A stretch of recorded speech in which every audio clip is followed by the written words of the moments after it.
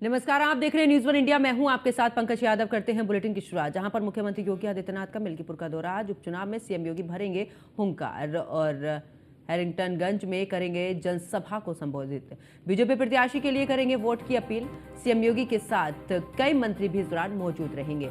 तो बड़ी खबर आपको बता रहे, जहां पर उपचुनाव में मुख्यमंत्री योगी आदित्यनाथ भरेंगे हुंकार, बीजेपी प्रत्याशी के लिए करेंगे वोट की अपील। इसी के साथ आपको बता दें कि आज सीएम योगी के साथ कई ऐसे मंत्री मौजूद भी रहेंगे इस दौरान। तो बड़ी खबर आपको बता रहे, जहां पर बता दें कि सीएम योगी का आज मिल्कीपुर का दौरा, महत्वपूर्ण ये दौरा क्योंकि मिल्कीपुर में उपचुनाव है और ऐसे में लगातार राजनेताओं का पहुंचना, और इसी कड़ी में मुख्यमंत्री योगी आदित्यनाथ भी पहुंचेंगे। उपचुनाव में सीएम योगी भरेंगे हुंकार। तो बीजेपी प्रत्याशी के लिए करेंगे वोट की अपील। तो बड़ी खबर आपको बता रहे, जहां पर हैरिंगटनगंज में करेंगे जनसभा को संबोधित। तो मुख्यमंत्री योगी आदित्यनाथ का मिल्कीपुर का दौरा, बीजेपी प्रत्याशी के लिए करेंगे वोट की अपील। तो सीएम योगी के साथ कई मंत्री भी इस दौरान मौजूद रहेंगे। तो मिल्कीपुर विधानसभा क्षेत्र में मुख्यमंत्री योगी आदित्यनाथ करेंगे जनसभा।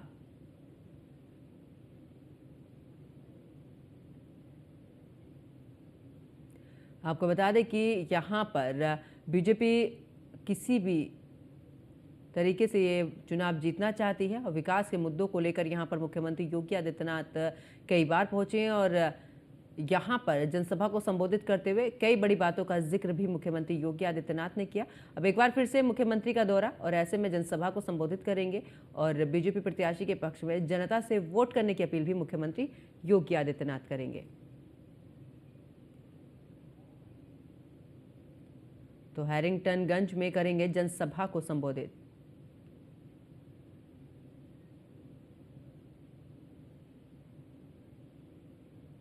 तो मुख्यमंत्री योगी आदित्यनाथ के साथ में कई ऐसे मंत्री भी मौजूद रहेंगे और कांटे की टक्कर यहां पर देखने को मिल रही है, जहां पर बता दें कि एक तरफ बीजेपी की साख दांव पर है तो वहीं समाजवादी पार्टी की साख भी यहां पर दांव पर लगी हुई है। आपको बता दें कि दोनों ही पार्टियां एक दूसरे पर आरोप प्रत्यारोप भी लगा रही हैं और तमाम मुद्दों को यहां पर उठाया जा रहा है, चाहे बीजेपी की बात करें या फिर इस दौरान समाजवादी पार्टी की बात करें।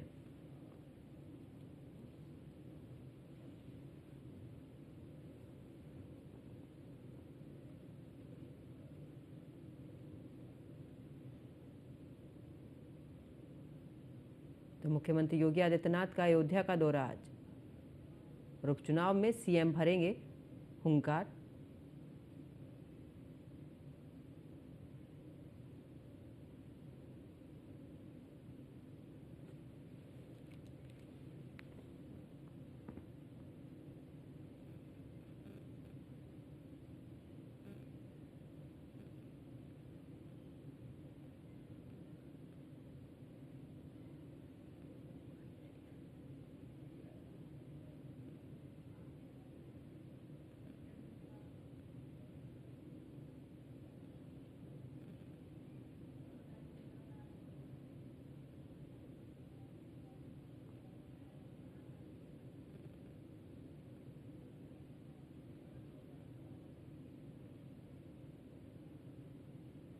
तो सीएम योगी का मिल्कीपुर का दौरा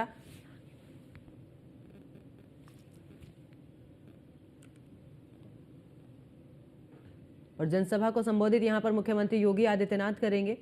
तमाम मंत्री उनके साथ में मौजूद रहेंगे।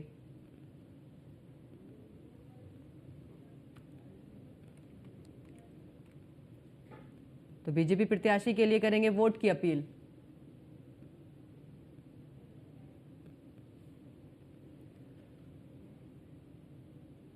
और ज्यादा जानकारी के लिए हमारे संवाददाता पंकज हमारे साथ में जुड़ चुके हैं। पंकज, अगर बात करें, क्योंकि मिल्कीपुर का चुनाव चाहे बीजेपी की बात हो या फिर समाजवादी पार्टी की बात हो, दोनों के बीच में यहां पर साख दांव पर लगी हुई है, लेकिन ऐसे में लगातार मुख्यमंत्री योगी आदित्यनाथ का पहुंचना और आज एक बार फिर से मुख्यमंत्री योगी आदित्यनाथ पहुंचेंगे, जनसभा को संबोधित यहां पर करेंगे।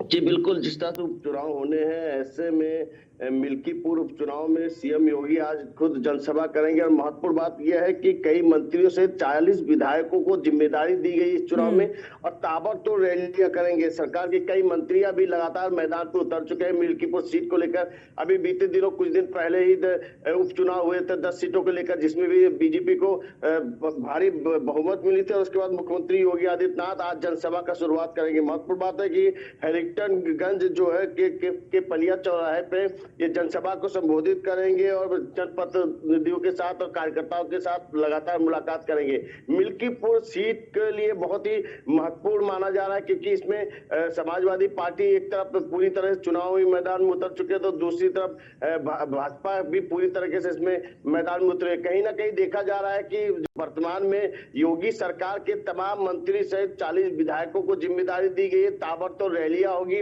और देखने वाली बात होगी कि चुनाव परिणाम क्या निकलते हैं। लेकिन ये जरूर है कि उपचुनाव हमेशा सत्ता पक्ष का होता है। जिस तरह से बीते दिनों उपचुनाव में बीजेपी को ज्यादा से ज्यादा बढ़त मिली थी, यही वजह है कि अब मुख्यमंत्री योगी आदित्यनाथ ने खुद कमान संभाली हुई है और साथ में कई मंत्री सहित 40 विधायकों को जिम्मेदारी दी गई। यानी लगातार लोगों से जनसभा करेंगे, लोगों से मुलाकात करेंगे, जनप्रतिनिधियों के साथ मुलाकात करेंगे और मिल्कीपुर सीट को जीतने के लिए बीजेपी पूरी तरीके से कोई भी कसर नहीं छोड़ना चाहते। यही वजह है कि कहीं ना कहीं देखा भी जा रहा है कि सत्ता पक्ष का चुनाव है तो ये पाले बीजेपी के पाले में भी जा सकता है। महत्वपूर्ण बात यह भी है कि लगातार जिस तरह से कैंपेन चल रहा है यानी कार्यकर्ता और जनसभाओं के जरिए लोगों तक मैसेज पहुंचाना चाहते हैं और कहीं ना कहीं योगी आदित्यनाथ अपने भाषण से यानी कि लोगों को किस तरह से योजना पहुंचाई गई, किस किस योजना का लाभ दिया जा रहा है, ये सारी चीजों का जिक्र करेंगे साथ। बिल्कुल, लेकिन पंकज ऐसे में सवाल ये भी खड़ा होता है कि देखिए एक तरफ समाजवादी पार्टी, हमने उस दौरान तस्वीर भी देखी थी जब अखिलेश यादव सदन में पहुंचे थे और अवधेश प्रसाद को अपने पास वाली सीट पर बैठाया यानी कि फ्रंट पर बैठाया और सीधे तौर पर एक संदेश देने की कोशिश की कि राम मंदिर को लेकर जिस तरीके से बयार बह रही थी लेकिन बीजेपी का इस दौरान पूरे तरीके से फॉर्मूला सही साबित नहीं हुआ। दूसरी तरफ मुख्यमंत्री योगी आदित्यनाथ पूरे तरीके से लगे हुए हैं कि यह साख की बात है कि बीजेपी की यहां पर जीत हो। दूसरी तरफ क्योंकि 27 में चुनाव है उससे पहले यह सीट बड़ी ही महत्वपूर्ण मानी जा रही है। देखिए बिल्कुल, मैंने जैसे पहले ही कहा था कि जो उपचुनाव होते हैं सत्ता पक्ष का चुनाव होता है। भले ही समाजवादी पार्टी पूरी तरीके से कयास लगाए हुए है, अवधेश प्रसाद को बगल में बैठा है, लेकिन जनता तय करेगी। जिस तरह से देखा जाए कि आप देख सकते हैं कि पिछली बार जो अभी कुछ दिन पहले जो उपचुनाव हुए थे उसमें भी तमाम सारी बातें सामने आ रही थी, लेकिन कहीं ना कहीं परिणाम पूरी तरीके से बीजेपी के पक्ष में आए। यही वजह है कि चुनाव आते ही सब अपने अपने पक्ष तो रखना शुरू कर देते हैं, अपनी अपनी दलीलें कर देते हैं, लेकिन वास्तविक देखा जाए जब चुनाव का माहौल आता है उसके बाद ये धीरे धीरे चीजें साफ हो जाती है। लेकिन ये जरूर देखा जा रहा है कि बीजेपी की तरफ से यानी मुख्यमंत्री योगी आदित्यनाथ ने कमान संभाली है, कई मंत्रियों को जिम्मेदारी दी है, साथ में 40 विधायकों को जिम्मेदारी दी है। अगर एक सीट के लिए इतनी कयास लगाई जाए तो कहीं ना कहीं देखा जा सकता है परिणाम बीजेपी के पाले में ही आ सकते हैं, क्योंकि जिस तरह से ताबड़तोड़ रैलियां कर रहे हैं और कहीं ना कहीं मुख्यमंत्री अपने भाषण में तमाम सारे ऐसे लोगों के लिए संदेश देते हैं, ऐसे भाषण देते हैं जिससे कि लोग प्रभावित हो जाते हैं। कहीं ना कहीं ये बहुत ही महत्वपूर्ण माना जा रहा है कि जिस तरह से मिल्कीपुर सीट को लेकर एक साख बनी हुई है तो ये देखने वाली बात होगी कि आखिरकार समाजवादी के पाले में जाती है या फिर बीजेपी के। बिल्कुल पंकज, और इसी पर सभी की निगाहें भी टिकी हुई हैं कि देखिए आखिरकार इस सीट पर कमल खिलता है या फिर यहां पर साइकिल ही चलती है। बहुत बहुत शुक्रिया पंकज मंडल हमारे साथ जुड़ने के लिए, तमाम जानकारी साझा करने के लिए।